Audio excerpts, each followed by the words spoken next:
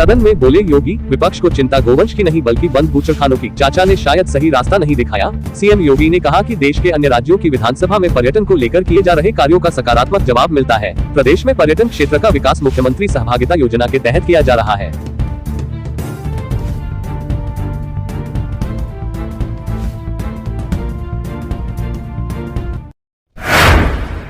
अखिलेश बोले, यूपी में traffic police से ज्यादा है सांड, गौशालाओं में है दुर्दशा का आलम। विधानसभा में शुक्रवार को अनुपूरक बजट पर चर्चा के दौरान नेता प्रतिपक्ष सपा अध्यक्ष अखिलेश यादव ने कहा कि भाजपा सरकार का नारा तो विकास का है, लेकिन काम विनाश वाला है। इनका असली नारा जो कहा वो नहीं किया होना चाहिए। उन्होंने आरोप लगाया कि कहीं अनुपूरक बजट अपनी जेब में पैसा पहुँचाने के लिए तो नहीं लाया गया है। उप मुख्यमंत्री केशव प्रसाद मौर्य ने कहा कि पहले चंद जिले वीवीआईपी होते थे, लेकिन अब पूरे प्रदेश में समान तरीके से विकास कार्य हो रहा है।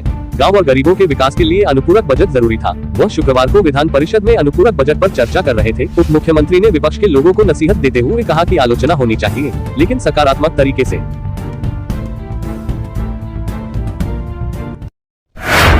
विधानसभा में अनुपूरक बजट पर चर्चा के दौरान सुहेलदेव भारतीय समाज पार्टी के अध्यक्ष ओम प्रकाश राजभर ने कहा कि समाजवादी पार्टी को अपनी सरकार में पीडीए की याद नहीं आई। 4 बार की सरकार में एक बार भी जातीय जनगणना की चर्चा तक नहीं की। मेरे जाने के बाद आप जागे और जातीय जनगणना का मुद्दा उठाया। सपा सदस्यों ने उनके जाने पर टिप्पणी की तो बोले कि आपने तलाक भेजा था, इसलिए कबूल कर लिया।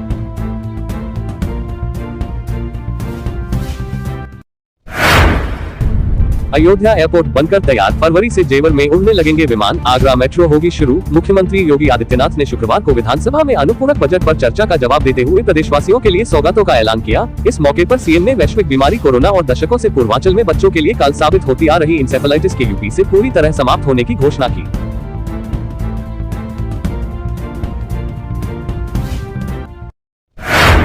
मंत्री आवास के पास स्पा में चल रहा था देह व्यापार, 3 लड़कियों को मुक्त कराया, 7 गिरफ्तार। लखनऊ में विभूतिखंड में मंत्री आवास के सामने स्पा की आड़ में देह व्यापार चल रहा था। उत्तर प्रदेश राज्य बाल अधिकार व संरक्षण आयोग के आदेश पर पुलिस ने 2 एनजीओ की मदद से छापा मारा। मौके से 3 लड़कियों को मुक्त कराया गया, साथ ही 7 लोगों को पकड़ा गया है। इनमें से 2 ग्राहक और बाकी स्पा के कर्मचारी बताए जा रहे हैं।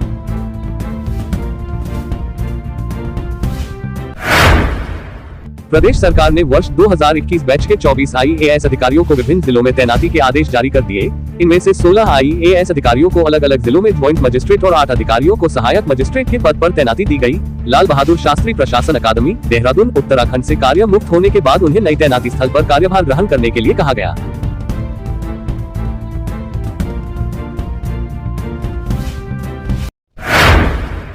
कोहरे का असर, धुंध ने रोके ट्रेन के पहिए, स्पेशल ट्रेनें 24 घंटे तक हुई लेट, विमान सेवाएं भी प्रभावित। कोहरे की चपेट में आने से शुक्रवार को भी ट्रेनों और विमानों का संचालन गड़बड़ाया रहा। लखनऊ से दिल्ली, मुंबई के अलावा अहमदाबाद की उड़ानें देरी की शिकार हुई। वहीं स्पेशल ट्रेनें 24 घंटे तक देरी का शिकार रही, जिससे यात्रियों के पसीने छूट गए।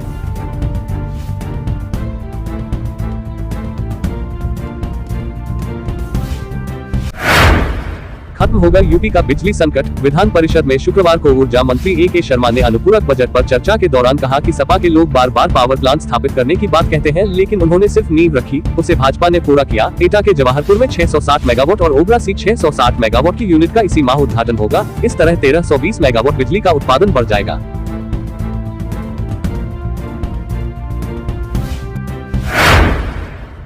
झड़प और नोकझोंक के बाद हिरासत में लिए गए शिक्षक। प्रदेश में माध्यमिक व बेसिक शिक्षकों से जुड़ा मामला शुक्रवार को सड़क से सदन तक गूंजा। एक तरफ जहां शिक्षकों ने विधानसभा घेराव का प्रयास व सड़क पर धरना प्रदर्शन कर सभा की, वहीं एक दूसरे संघ ने माध्यमिक शिक्षा निदेशालय पर धरना दिया।